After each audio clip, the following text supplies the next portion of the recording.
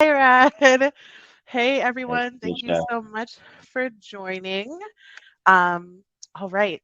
Now that I see all of my wonderful panelists and the lovely audience and attendees, welcome, everyone. Good morning, good afternoon, good wherever you are.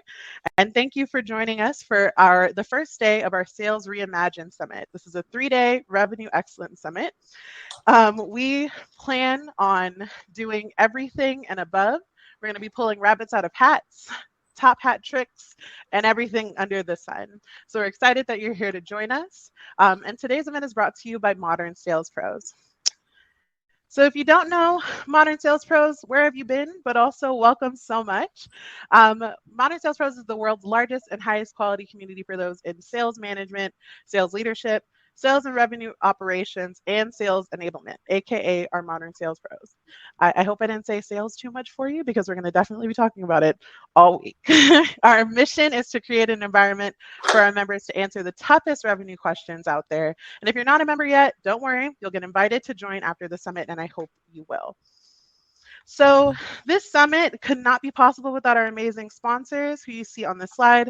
So kudos, snaps, please give them all of the love. We really appreciate them for making this happen, and they're amazing organizations that are not only sponsoring the specific event, but the full 3 days and 17 total events in the summit. To learn more about these innovative communities and companies, click on the sponsor booth at the top of this event page and check out all the ungated valuable resources that our sponsors have made available just for us for this week. There might also be some fun giveaways in there and surprises. So if I were you, I would definitely check it out. So with that, I want to give you an overview of this week's summit. This week's summit will be full of ways to completely reimagine sales. Whether you're in sales, marketing, customer success, or product, there will be content for you. And so this is the very first event of our summit. This panel is called From First Day to Rockstar Seller, Building a Supercharged Sales Team. If you want to see what we've got going on for the rest of the day and the week, visit the agenda tab at the top of the event page and see all of our schedule for the next few events. So just a quick overview of our agenda for this session. I'm going to go over housekeeping and stop talking in a moment. The speakers will do an introduction of themselves to tell you how awesome they are. And then they'll get into content. We'll have some time for Q&A, and then we'll wrap up with some key takeaways.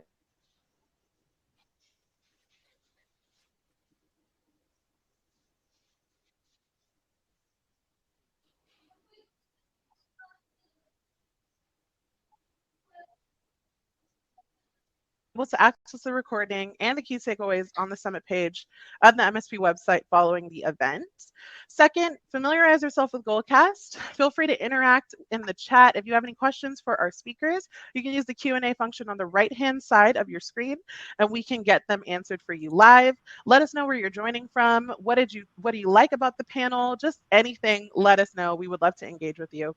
And lastly, go ahead and check out all the amazing speakers and sponsors by navigating to the tabs at the top of your screen. So for my final trick of the morning, I'm going to do a disappearing act where I'm going to hop off, see you all later at the end of this awesome panel and close out. And instead, you're going to see the lovely face and wondrous talents of Brad Phillips. So without further ado, I'm going to hand it over to our moderator, Brad Phillips. Thanks so much, Tanisha. Looking forward to today's panel. I'll keep my intro short because we're joined by some rock stars here in the SaaS world and in sales. So quick intro on me. My name is Brad Phillips. I'm sales manager at Performio. Started as an individual contributor here, then built up our BDR team and managed that team for a couple of years, and then moved over to manage our sales team. Let's go ahead and get into our panelists. Tiki, kick it over to you. Hi, good morning, everybody. My name is Pratik Biswal. I go by Tiki. I've been working at HubSpot for almost 10 years now. So I started as an individual contributor, working in our small business and mid-market segments, then moved into management, managed for about 5 years, hiring over 100 reps and ramping over 100 reps in that time, and then have now moved into a director role in our mid-market segment. So I am excited to be here, and I will popcorn it to my friend Tim.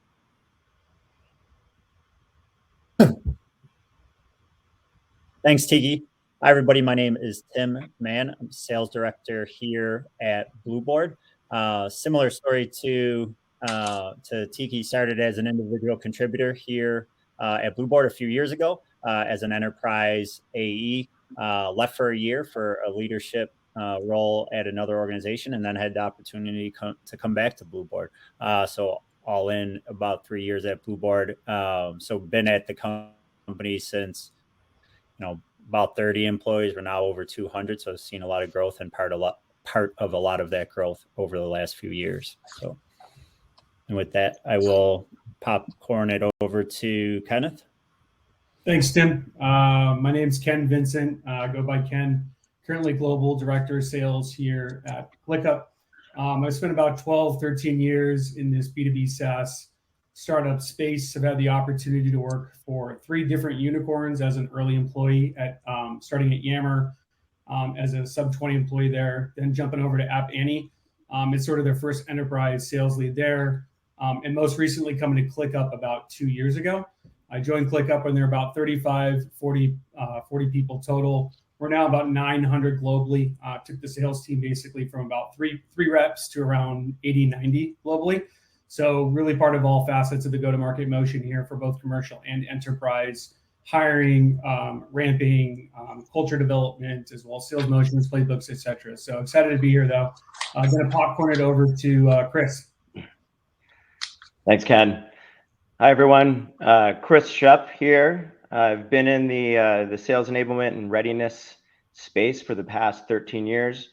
Currently leading our commercial sales team at MindTickle. Just recently joined in April to start the commercial motion. Prior to that, I've been managing teams for the past 5.5, 6 years. And before that, I was in the field for about 8 years. So love to bring my field experience into my management role. Carries over quite a bit. So looking forward to the session here and hearing everybody talk about different ways that we can approach this. Awesome. Thanks, Chris. Thanks, Tiki, Ken, Tim. All right. So for the audience, please ask a lot of questions during this time. This is, the goal here is to provide you all with meaningful and actionable insights around how to build a supercharged sales team. So please ask a lot of questions. I think in your chat in the upper right here, we'll answer the more relevant ones sort of in line as we go, and we'll save some time for Q&A at the end. And then to get us started and to sort of set some context for the conversation today, there's a lot of uncertainty going on in the SaaS world right now and in hiring. Even if you ignore the past 2.5 years with the global pandemic, a short recession early on, unprecedented SaaS investment. In the past 6 months, we've seen hints of recession. We've seen the effects of the Great Resignation. We've seen record job openings. We've seen job offers, the comp offers for sales reps just ballooning to some pretty aggressive numbers, and it's a highly competitive hiring market. So Tiki, want to turn it over to you. How has HubSpot stayed ahead of this in order to hire the best talent in 2022? Yeah, great question. I think one of the big changes that we made at HubSpot, we have always relied on our in-house recruiting team to serve up the best talent to us. And with our aggressive headcount growth, we realized that we actually needed to have our managers sourcing candidates. So we actually went and we've gotten LinkedIn recruiter licenses for all 25 of our mid-market managers, and we're asking them to source candidates on a weekly basis. Happens maybe a little bit more monthly, but we're asking for it on a weekly basis. And so that's really helped to supplement the pipeline that recruiting provides. And has really helped us hit our headcount goals. I think the other piece I'll mention too is we've completely overhauled our interview process. So we used to have kind of a long, drawn out process with 5 or 6 steps, and we really cut that down to more like 3 steps. And instead of waiting to have 4 or 6 managers interview a candidate, we've cut that down to 3 managers, and that's really helped to speed up the interview cycle. Yeah, great. I think we'll hear a lot more about this from Chris throughout the conversation. But Tiki, how does HubSpot enable the managers to identify kind of have a profile or identify talent as a candidate when you're going onto LinkedIn? How are the managers enabled to sort of spot that talent early on? Yeah, absolutely. So one thing that our director team does, we provide training for our new managers on how to use LinkedIn Recruiter, what we're looking for, how to build a project in LinkedIn Recruiter and use specific filters as an example. So, you can filter by years of experience, you can filter by specific companies to source from, you can filter by people that are open to work, you can filter by people that speak multiple languages. So I think what our director team got together on is we built our kind of ideal candidate profile.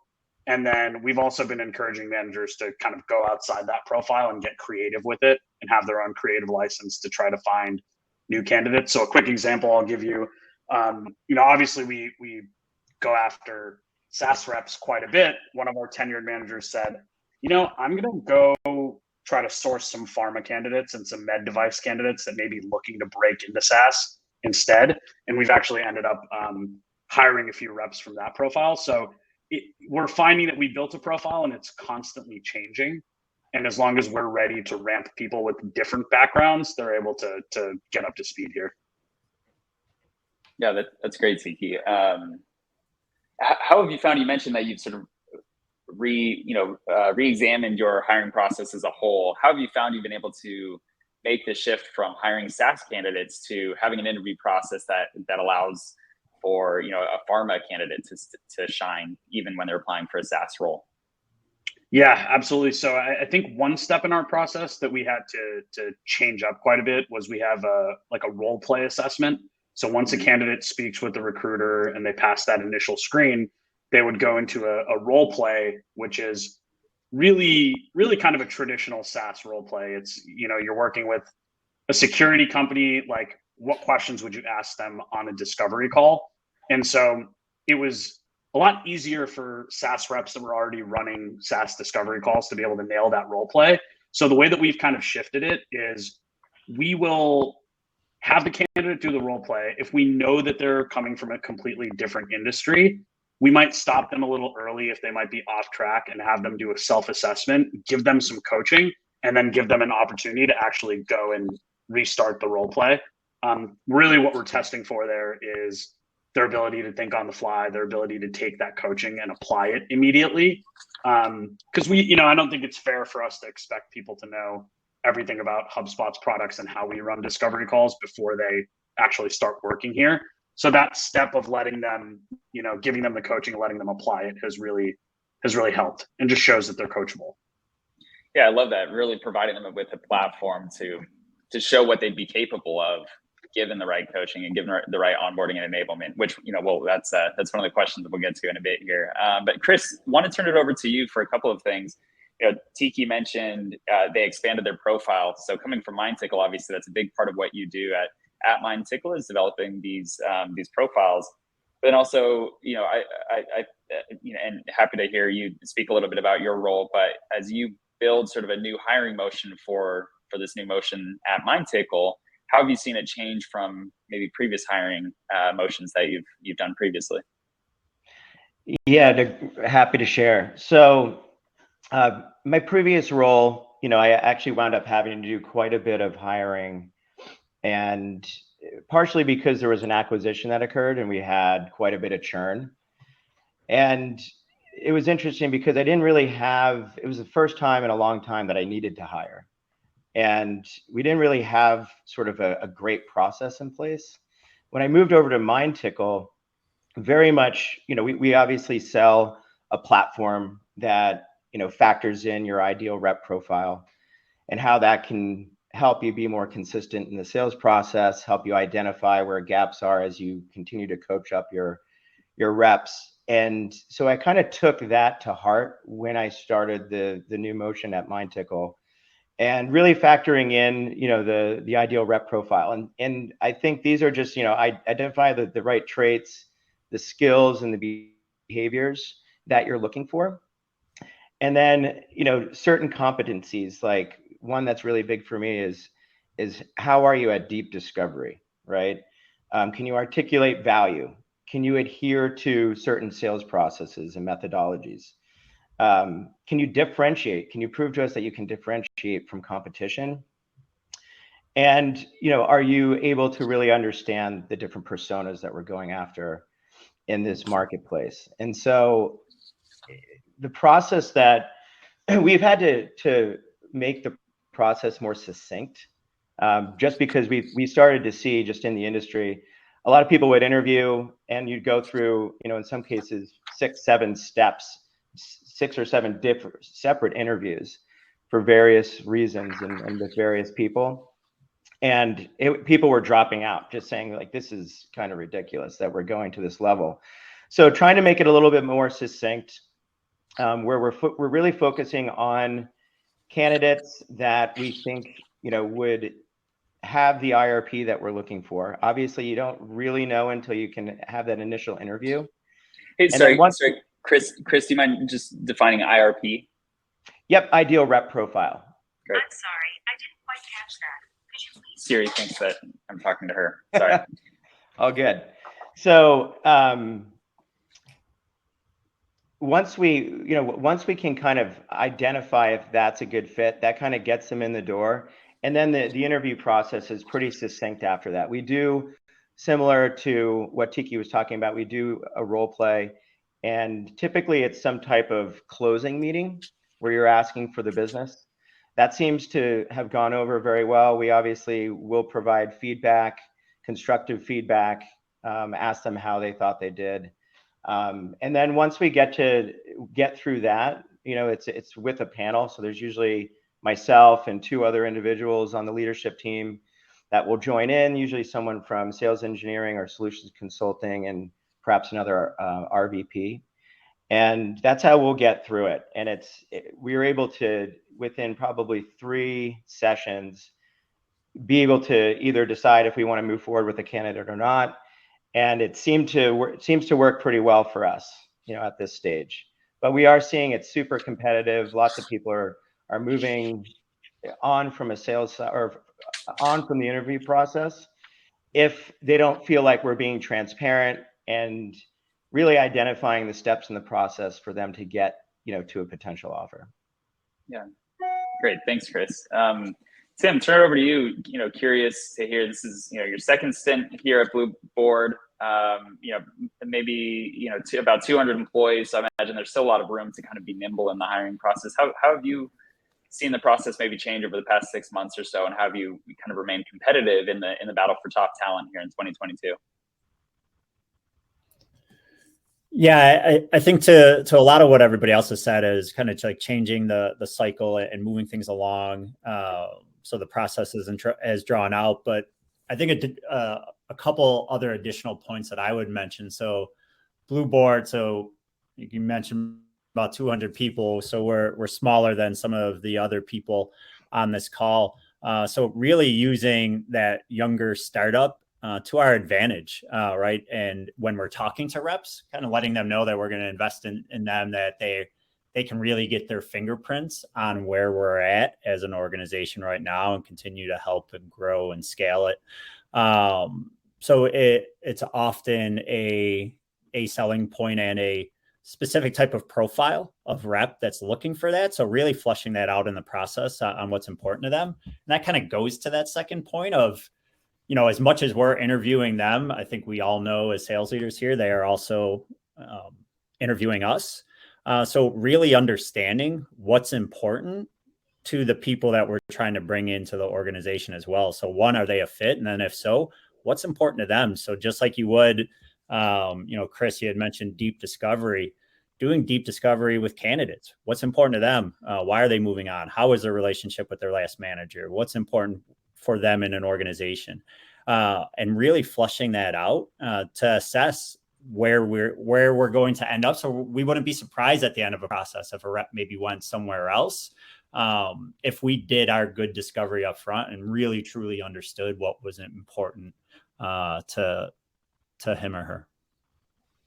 Yeah, Tim, I think that's a really good point. It's one thing that we found at Performio as well is doing a lot more selling, right? Selling them on the fit, selling them on what's important to them. Is it flexibility? Is it a good work-life balance? Is it money, right? So selling them the opportunity for them to find success in terms of how they define success. And we found that really valuable in terms of better engaging prospects and getting them to stay with us through the full cycle. Ken, want to turn it over to you. How have you seen your hiring process change? We've heard a lot of sort of truncating the hiring process, bringing it down from 5, 6, 7, 8 steps down to 3 or 4 steps. Has that been sort of your experience? And just to bring in a question here from the audience, how have you found that's impacted the quality of the hiring? Maybe shortening it from 6 steps to 3 steps or. Yep, good questions and a lot of good input so far from the rest of the panelists. I think we're seeing a lot of the same stuff. I think it's helpful from a top of funnel perspective that people are looking so much. We're able to identify good candidates. We're able to pull people in that otherwise we wouldn't have been able to pull in. At the same time, we're losing reps. It's hard. Reps are seeing the same title with a higher OTE, or they're seeing a better title with the same OTE, and so it makes it hard to retain that talent. So we're kind of seeing the benefit and the difficulties of the current market. For us, we started with an abbreviated motion right from the get-go at ClickUp. We thought that like a three-week process was going to be good, was going to be efficient. But right away, we realized that we were losing candidates mid-process all over the place. So we had to condense it even further, move it into like a 1 to 2 week process, something that was very efficient, that was a good blend of like selling candidates as well as gauging their skill sets. And then on top of all of that, we had to manage a complex schedule between candidates and executives and reps that were supporting us. So it was a very well-oiled machine across the board. We leaned pretty heavily too on a standardized scoring process. So each touch point with the candidate, we had to know exactly what their score was, what the score meant. We had tiebreakers defined. We had a very intelligent way to move these candidates through the process in a confident and efficient manner. So make sure that we know exactly who we're getting through this funnel. We also leaned extremely heavily on back channeling and reference checking. We knew that regardless of the fact that we had smart people hiring, we had great recruiters pulling in good candidates, even though we were very confident in our process, the reality was we needed to be super diligent about back channeling and reference checking. So that was something that we invested pretty heavily in. And in order to make this entire machine work, what we ended up doing is over-indexing on recruiting coordinators. So we wanted recruiters to stay busy with, filling the top of the funnel, finding those good candidates, making sure that they're warm out the gate, making sure that they're getting in touch with our executives and the executive team quickly to make sure they know there's strong interest. But the recruiting coordinators really are the ones that kept the candidates warm, made sure those meetings were booked, made sure that the scoring system was always up to date, and that we can make decisions very quickly. So this process that we built out allowed us to scale, like I said, from about 3 to about 100 reps in just under 2 years. So it was pretty intense, to say the least. But once we got people interested, we noticed that a much more people-centric approach and culture. I think it's been mentioned here by both Tim and Chris already, but definitely we found good candidates getting really stuck in with like, what are your personal goals? What are your professional goals? And starting the coaching process with them almost mid-interview cycle to make sure that they know, like, listen, we hear you. We're here to support you guys. We want you to achieve whatever goals that you've set for yourself, and really make sure they know that that's the type of culture we have as a business. I love that. Thanks, Ken. So a couple of things I heard is obviously re-examining the hiring process, right? And do we have steps that we can cut out? Do we have too many layers to this process? And it sounds like and maybe just a quick thumbs up, it sounds like this hasn't impacted the quality, right? So, sort of across the board, we're seeing that we're still able to attract top talent. Another piece I heard as well was kind of having a clear scorecard, or Chris, you mentioned IRP, right? Ideal rep profile for what it takes to be great at your company. And one of the questions here that came through from the audience from Leo, he says, I am an addiction recovery coach and HR EAP mentor. My question is, how do organizations screen for these issues when conducting talent interviews regarding this negative issue? And I think, to me, the answer, and open for dissenting opinion here, but to me, the answer is really in that scorecard and having a profile. If you have a candidate who scores well in terms of what it takes, objectively, what it takes to be successful at your company, some of those extraneous issues, which ideally are extraneous, right? Like they kind of fall by the wayside as you identify top talent by staying true, staying disciplined to your scorecard. It allows you to be more objective in your approach to hiring. Ken, Tiki, Tim, Chris, does that sort of track with how you think about that as well? Yep. I think Chris was mentioning the IRP before. At least what we noticed with ClickUp is that we knew we were going to scale fast. We knew that the environment here was going to be chaotic. And so we aligned our IRP closer to more cultural values, people that could have thick skin, people that could survive in a chaotic environment, people that knew how to step up and lead when there was very little direction. We knew that was the environment that the sales team was going to be in. So we looked specifically for that profile and those cultural pillars that define that type of a person. So at least that's the way that we looked at it. Great. I love that. Thanks, Ken. Okay, so we've got our people on board. We've found top talent. We've won in this competitive market. They're on board. Now what? So let's get into ramping and onboarding. So we started with Tiki. Let's go with Chris. Chris, tell us about how you think about onboarding and scaling your onboarding program for these new hires. So, I've been working in basically the onboarding space for over 13 years. So, the first thing that I think about is, having a platform to help you accomplish that. When you have a readiness platform in place, there's a lot you can do with it. It's very collaborative. If you have a sales enablement team, they really can design programs to get these reps up to speed and reduce that ramp time as quickly as possible. So that's really critical, is having that ramp time, getting these reps closing their first deal. That's critical to the success of the organization, of the year that you're currently in. And so what we'll use is our platform, obviously, to help get the reps through their initial course and curriculums. There's a series of processes that they go throughout that 4-week period, where they're going to give like a discovery, or go through a discovery certification, a pitch certification, and then they kind of wrap everything up with a territory plan. And the other piece that really helps in this process, alongside a platform like MindTickle, is really fostering the right culture of learning.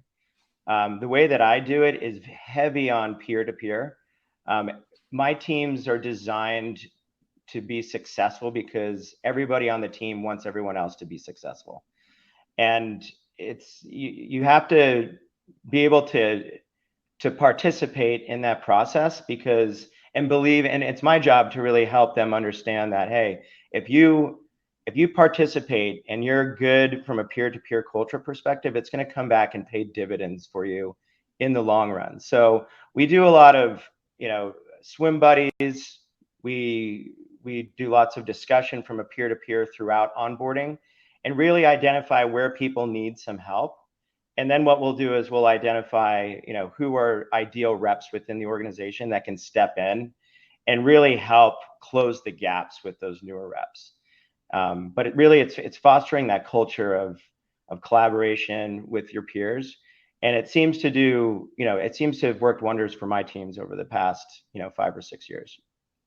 Yeah, Chris, I love that. As we all have day jobs, right? And then, closing business. And in addition to that, we're also expected to hire and ramp. And so as sales leaders have more and more demands on their time, asking the new hires to leverage their peers and sort of deputizing the individual contributors to help onboard the teams. I think that's a great approach, and glad to hear you've had a lot of success there. Tim, tell us how you sort of go about onboarding and think about that at Blueboard.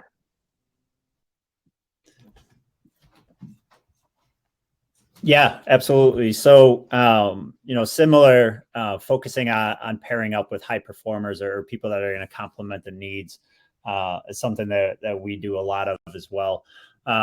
We as a younger startup don't have a sales enablement or sales ops team in place right now. So a lot of that is on myself, on the VP, on the AEs to help kind of train up the team. So we've recently been building out a RevOps team who has been just a game changer and helping kind of set up a lot of the process and those sorts of things. So kind of being able to have some assistance with some of the training and onboarding there has been huge.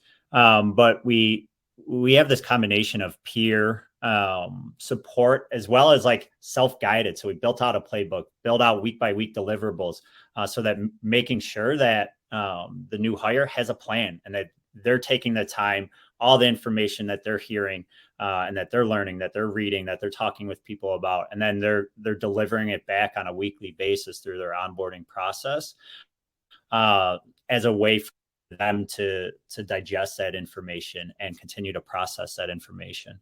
I think the last thing that I would just mention is, at Blueboard, we're not super technical from a product perspective, and we're also a very consultative sale. So we focus on the product last. Now, this won't be appropriate for every type of company, right? If you have a super technical company, you're probably going to have to spend more time on the product. But from my mind, we've talked about, deep discovery and really kind of focusing on discovery and the interview process.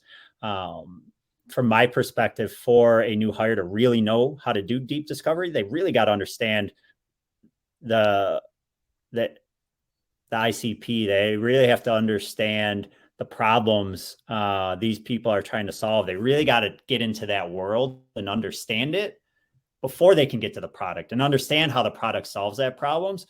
So to me, the product is later on in the ramping process. The main goal initially is just really understanding who these people are that they're going to be talking to, and how we can potentially help them. Yeah, I love that, Tim. I think that's such a cool approach. We so often throughout the sales cycle and sales enablement, we preach customer first, right? That's what we advocate is customer first, make it about them. But then a lot of times in onboarding, it starts with you, right? Like learn the product first before we learn about the customer. So you've really flipped that on its head and turned it into a customer first approach where we understand the customer first before layering in the product. Curious to hear, Chris, Tiki, Ken, if sort of how you all kind of approach that, product first, customer first approach and during your onboarding. Yeah, Brad, I can step in here. Totally agree with what Tim's, what he has said. You cannot be just product driven. There's so much more that's important to the success of ramping a new rep. And we also focus, we have the ideal rep profile, but, as Tim mentioned, you've got your ICP, very critical piece of the puzzle to understand who you're selling to and what's important to them. And so we focus on that early on in the onboarding. And by the time that I'm working with reps out in the field, it seems to be something that is very noticeable when you do it that way, that they're already ahead of the game. And if you can accomplish that, you're going to be able to accomplish, shortening those ramp times. Great. Would agree with both of their sentiments. At ClickUp, customer-centric, customer experience is a core value of the business as a whole. In fact, out of our 10 core values, it's our number one core value. So it is definitely a part of the onboarding experience with reps. We have a list of customer support success stories. So people that went above and beyond with customers to provide exceptional service, whether it be through issue resolution or solution development. And that's something that we put on a pedestal on a monthly basis, weekly basis, but also just asynchronously within Slack or whatnot. So we do have it as formally as part of the onboarding process, but as a business, we try to make sure that it's one of the main ethoses in terms of how we interact on our day-to-day with our customers. So we want everyone in the company to have that extremely high bar, the same bar you would expect for some of your best customer support people, the people that interact with the customer, the most frustrated customers all the time. You want the reps to kind of carry that torch as well, and we want them to exhibit that. In terms of output, what we've seen is we have definitely won a large sum of deals strictly from customer experience. We get all the time, we get feedback from clients that are like, this was a heavy compete, but we chose you guys because, so-and-so was just exceptional, always available, always solving problems for us, really coaching, managing, and sort of assisting us through our own internal process. We get that feedback about our reps all the time. So we've seen that type of ethos pays dividends. Yeah, great. Obviously you can't, if you're not living those values, right, by putting on a pedestal, by constant praising, by as soon as they're introduced to the company, by calling those things out, the value won't be lived. So curious, Ken, how are you ingraining those values into new hires during the onboarding process? What opportunities are you giving them to live those values or to, outside of the praise, to really understand what those values mean? Yeah, it's a good question. So I think that those are explicit values, right? Saying that we're customer centric. You really need to ignite the implicit motivation with those reps through culture. So it's something that everyone on the sales team does basically day in, day out. And we share those successes. And, we try to give our fair share of praise, like you said, but it's more about peer praise versus executive praise. So it's actually a sign of stature with the other reps when somebody can, announce saying, hey, this is an email I got from a client. They'll copy paste it. They'll stick it in Slack. All the other reps can see that.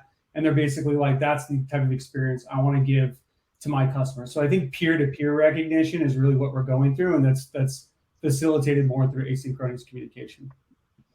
Yeah, and Ken, something that came up in sort of our pre-show conversations was you mentioned during onboarding, you sort of have quantitative, qualitative goals, and then sort of mile markers along the way. I'm imagining that you can have sort of your qualitative goals be, to earn some praise around that, or mile markers are like, or sort of observing how the customer-centric approach impacts success rates across the org. But just curious to hear a little bit more about those goals and the mile markers that you set up as part of your onboarding program. Yeah, ultimately we want our new reps to have exceptional experiences. At ClickUp, again, the bar is set to the highest level for everything. That's always been our goal with everything that we do. So we try to make sure that reps have the best onboarding experience that they've ever had in their professional career. So what's key to that is generating momentum, like helping them get momentum and get confidence and get psychological safety to kind of get the wheels moving before they get out there. So you're right, we do set a series of qualitative and quantitative goals and mile markers so they can achieve those kind of high frequency, low impact victories. So they have that confidence that's starting to build up and they kind of get that motion going. For us, qualitative could be oriented around how many course calls they listen to per day. Qualitative could be writing notes on those course calls and posting them for the other reps to get their insight on what they thought of those calls. And mile markers could be around how many phone calls they did in their first week or their second week, or how many calls they sat on, for example, in their first or second week. So we try to make sure these goals are not super aggressive, that they have sort of a ramp up nature, but each one of these victories is achieved and it's celebrated as a group. So other reps will pile on and say congratulations and way to go. And it's very much a momentum building experience for the onboarding year. That's great, Ken. I loved what you said as well, the high frequency, low impact victories to kind of build that confidence. And Chris, you mentioned that a little bit as well, or, around like one of your targets is let's get these reps their first win under their belt as quickly as possible. And so sort of onboarding with that approach.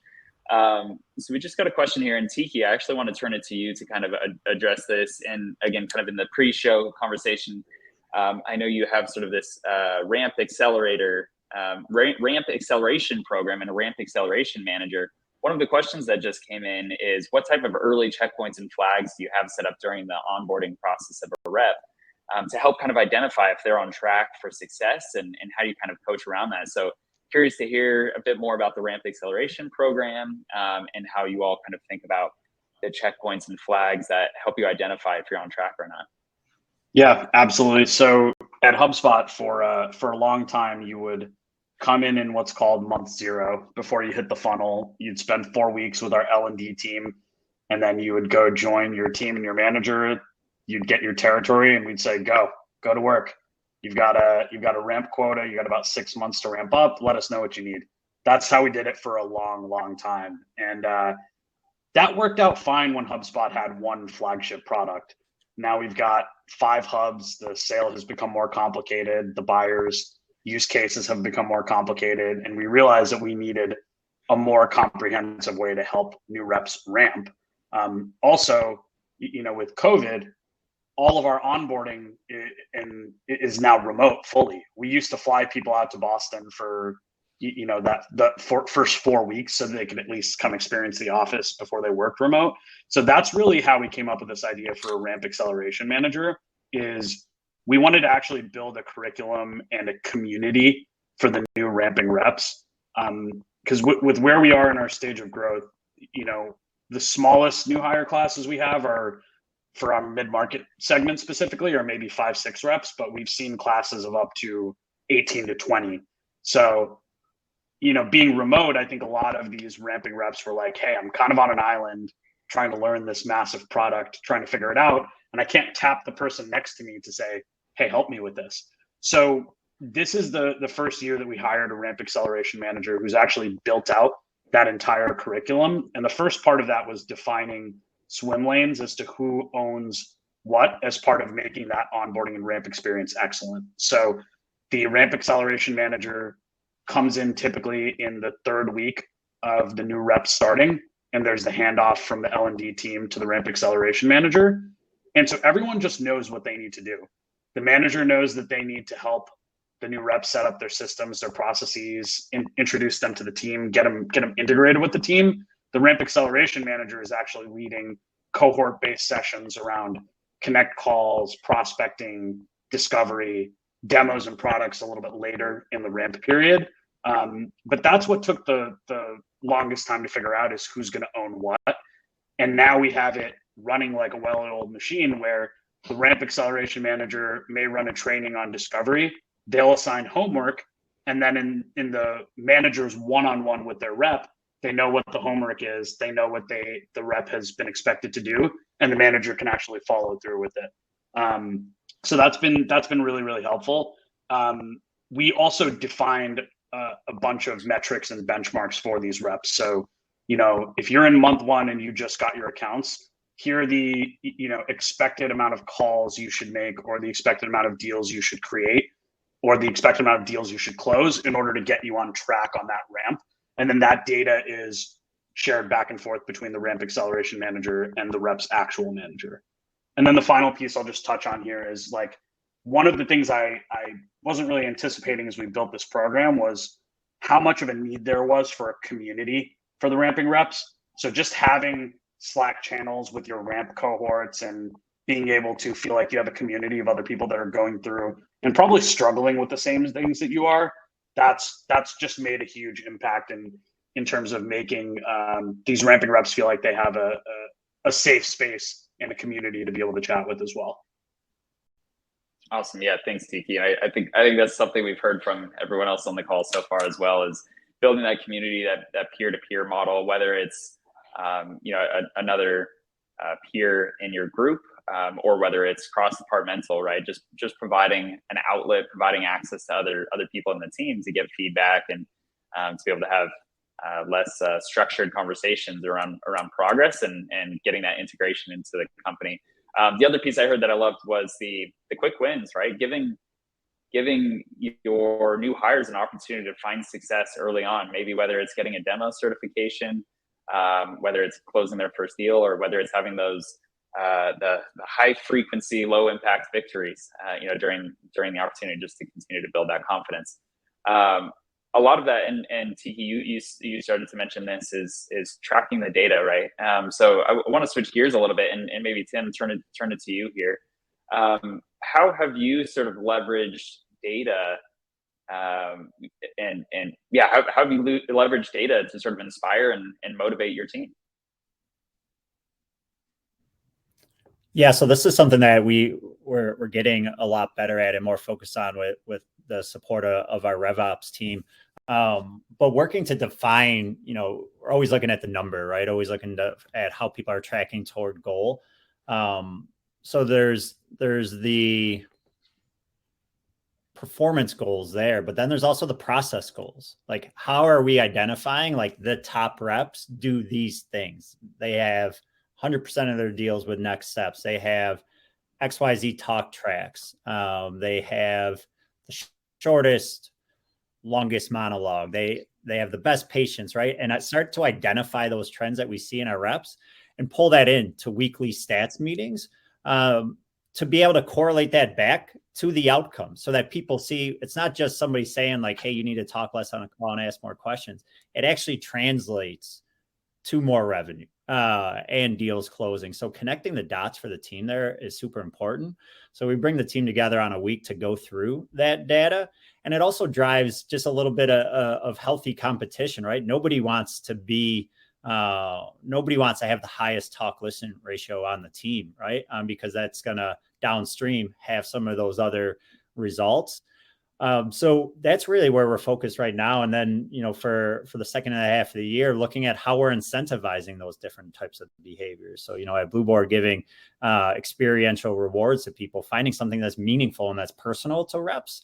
And that really kind of changes it up outside of a cash, in your bank account or a gift card.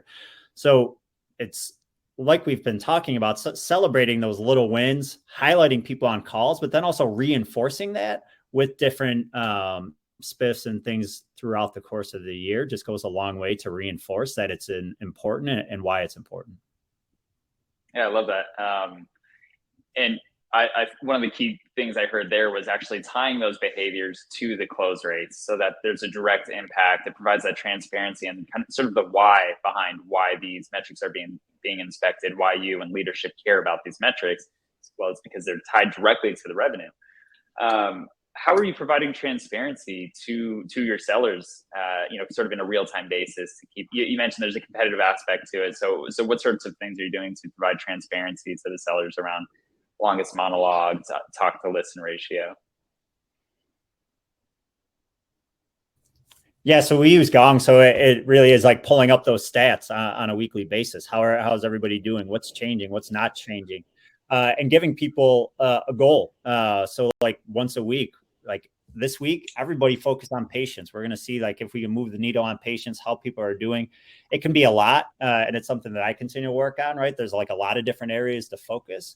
But how do we find the biggest leverage points for people to focus individually and as a team on an ongoing basis? So we pull up the stats, we go through the stats. And to your point, it really is connecting them to the why. There's plenty of memes out there about, updating Salesforce and how reps hate to do it. Totally get it. And I hated to do it myself oftentimes. But if you know why, right, and you know why it's important, and you know how that connects to how many more leads marketing needs to drive, and how many more leads SDR team needs to drive, and how that's connected to your number and what's carrying over next quarter. If you give people a little bit of that context, well, it's not going to make updating Salesforce fun or HubSpot with Tiki on the call. It's going to give them a little bit more understanding on why they need to do it. Yeah, great. Thanks for that. And yeah, let's turn it over to Tiki. One of the things I heard you mention there, Tim, was kind of identifying the top few metrics that are important. Tiki, obviously you have a lot of those metrics at your fingertips in HubSpot, particularly I'm sure around like activities and moving, things through the deal funnel directly in HubSpot. But yeah, tell us a little bit about your approach to leveraging data to, motivate the reps. Yeah, absolutely. I think there's no shortage of data that we have access to in HubSpot, in Looker. I've seen a lot of reps kind of get stuck with the analysis paralysis when trying to analyze and look at that data themselves. So I've always been a big fan of picking like 2 or 3 metrics that are going to move the needle and focusing on those as a way to have like daily wins. So I remember when I was a sales rep at HubSpot, I was funnel metric obsessed. And I remember going to my manager and being like, look at all these metrics, like what should I be focusing on? And she looked me in the eye and she said, if you create 2 to 3 net new deals every single day, you will never miss your quota. And I was like, but what about call volume and email volume? She's like, create the 2 to 3 net new deals every day. You'll never miss your quota. And so what that taught me was that is how I determined whether or not I had a successful workday. Obviously, closing deals was great, but I would, stay at the office till 6 or 7 if I didn't create my 2 to 3 new deals. And some days it took me 10 phone calls, other days it took me 70 phone calls. But by picking that high level metric and sticking to that, I always had a big enough funnel to be able to hit my quota. And so that's kind of what I encourage my managers to coach their reps on, is figure out what those high level metrics are, celebrate those wins, and hold reps accountable to those metrics. And I think it can be easy to kind of micromanage to those metrics if you have an off month or something like that. But being able to coach managers on getting reps excited about those metrics and recognizing those as daily wins has been how we've done it at HubSpot. Yeah, and TK, I think 2 really important points there, right? Is like not boiling the ocean, just what are the real KPIs that really have an impact on the business? And then from there, you can kind of coach and guide around the call volume or email volume or those kinds of things, right? But look, if you're not creating opportunities for yourself, you're not going to win business. And then you sort of mentioned the risk of the micromanaging. Ken, during some of the pre-call conversations, you brought up when it comes to data not being a scorecard keeper. Curious to hear a little bit more about that. Yeah, I think I wish I could add some unique perspective, but I think Tim and Tiki did a very good job of explaining it for the most part. But there's no shortage of metrics. There's a ton of metrics in a company, and I think it's very easy for managers and sales leaders to get honed in on metrics that reps aren't bought in on. There's obviously a lot of friction when managers or leaders hone in too much, maybe on like activity metrics. I'm not saying there's not value, but if you're not helping the reps to understand what the value of those metrics are, it's going to come off as micromanagement or just scorekeeping or whatnot. So I think that what creates buy-in and accountability and ownership with reps is when you can actually drive understanding and comprehension of what those metrics are and why they're important to the business. So I think that, the way that I like to put it is, and again, Tim and Tiki basically said this, is you start with North Star type metrics that are, strategic to the business. And then you start to build out constellations around those, and you sort of teach the reps around those metric constellations. So for example, you would say something like, listen, pipe gen is critical. We have to create X number of pipe gen per week in order to hit our number type of stuff. And then you would build out constellations around activity metrics, around call metrics, around conversion metrics. So you could look at number of calls and emails it takes to generate an opportunity, call or listen to talk ratios. And then you would want to go into detail around like lead to op conversion rate. So you want to help the rep understand the critical and like strategic nature of that kind of North Star. And then the supporting metrics that basically would be lead indicators of like, you're going to hit your numbers this month, you're going to hit your numbers this type of quarter. When you educate them and you kind of bring them up to speed on that type of context, it for one, it creates buy-in, and 2, you remove that feeling of like that person's just a number, right? Or that person is just a metric and we're just micromanaging these metrics together. So, and it also comes off as a much more effective way to coach, and you coach and you use those metrics to coach deals and not forecasting. So it can be helpful in that regard as well. Yeah, thanks, Ken. I love that that analogy, the North Star and the constellations and coaching toward that. Just for the sake of time, so we'll close up here with sort of key takeaways. But Chris, I want to turn it over to you. Sort of 60 seconds or so. Obviously at Mindset, you developed this IRP, and I'm imagining you do some coaching around the behaviors that match the IRP. And I know I'm not giving you a lot of time here, but sort of 60 to 90 seconds. Can you tell us a little bit about that? Yeah, so I mean, the IRP is really where it starts. What we also have is what we call our readiness index. And that takes, the competencies from the IRP and then maps it to the different competencies in comparison to your peers and helps you identify where those gaps are. What I really loved hearing, for this particular topic, around the transparency and really what data you should be focused on. I mean, I go back to, it's as simple as what everyone else was saying. If you're creating pipeline's your lifeline. If you're creating pipeline, you're going to be able to hit your quota if you're doing it regularly, and you're also doing it, sort of sales self-generated opportunity type stuff, and not relying on on your your SDR team, EDR team, BDR team, whatever it might be, to fill your pipeline.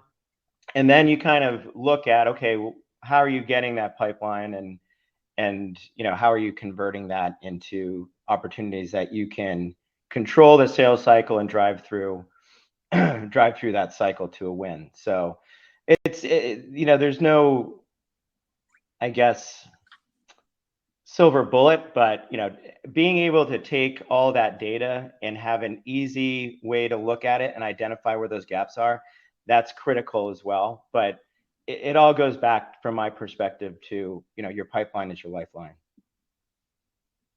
Great, thanks so much, Chris. All right, well, Ken, Tiki, Tim, Chris, thanks so much for your time today. Just in terms of closing with some key takeaways, some things that personally I sort of picked up throughout this is, don't be afraid to revisit your hiring process. There are probably some steps in there that you can condense, whether it's combining them with another step or cutting them out altogether. And one way that you can really do that is by identifying what makes a great rep at your organization and staying disciplined and hiring against that scorecard of what a great rep looks like. And then when it comes to onboarding, leveraging the people that are already there and that are doing great in it, right? Like have that buddy system, that peer-to-peer. I see a lot of the audience members here mentioning that they have their own buddy systems in place already. Love to see that. Ken and Chris, you talked about sort of the small victories along the way during onboarding to provide that confidence.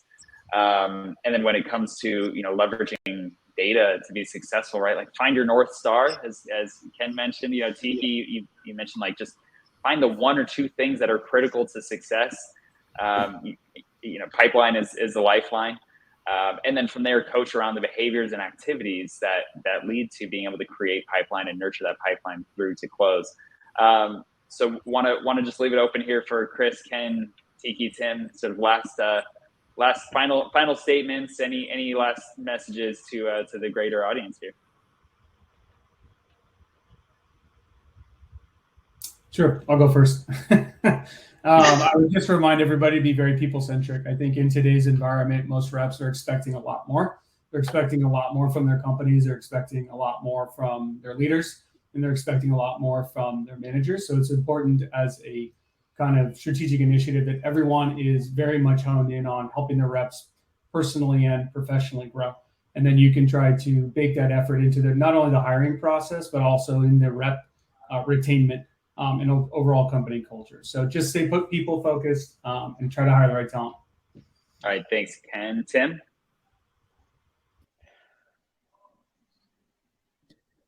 Yeah, it's interesting. Just on this panel, we have people across different sizes, stages, different levels of support within organizations to go through this process. And it was interesting to me to see how much similarity there is.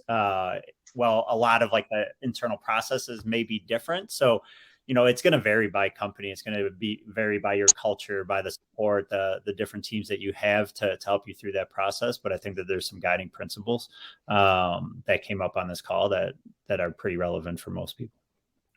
Awesome. Thanks, Tim. And then let's go, Chris and Tiki, take us home. Sure. So I think, the one takeaway is really understanding, the competencies, the traits, the skills, and the behaviors that you're looking for in that ideal rep.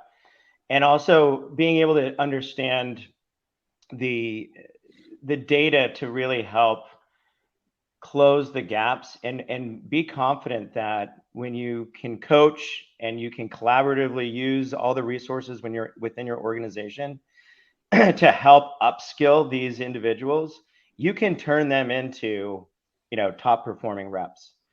I do think that there's a certain level that needs to be focused on, that ideal rep and the profile that that works really well with the different platforms that we're out there selling in the SaaS world. But know that when you have the actionable data to coach them up on, you can bring, those B and C players up to A players as well. I feel confident in that. Great. Thanks, Chris. TK, it looks like you've got got about 10 seconds here. I'll close it out quick. I think the big theme here for me is don't be afraid to hire reps that don't have a traditional SaaS background. Some of our top reps at HubSpot, one came from MLS ticket sales, which was definitely not the profile we were going after. But as long as you've got the right training and ramp program to get those people up to speed, they should be totally fine. So that's my biggest piece of advice is look beyond SaaS. You might find some diamonds in the rough there. Thanks, Tiki. All right, Janisha. All right. Thanks so much, folks. This was a fantastic panel. And thank you so much to Brad, Tim, Ken, Chris, and Tiki for your wonderful and amazing insights. So, folks, again, thank you so much for joining us for the first panel of our Sales Reimagine Summit. If you want an overview of what we got next coming up, here's our 3-day agenda. But our next event after this panel, so please don't go anywhere, is going to be a fireside chat with Andy Byrne, who's the co-founder and CEO at Clary, and Pete Kazanji, who's the co-founder and CRO at Atrium. So with that, I want to thank you all so much for joining us. The panelists and I are going to pull a disappearing act. We're going to head backstage and chit chat, but we look forward to seeing you at the rest of the summit. Take care, folks.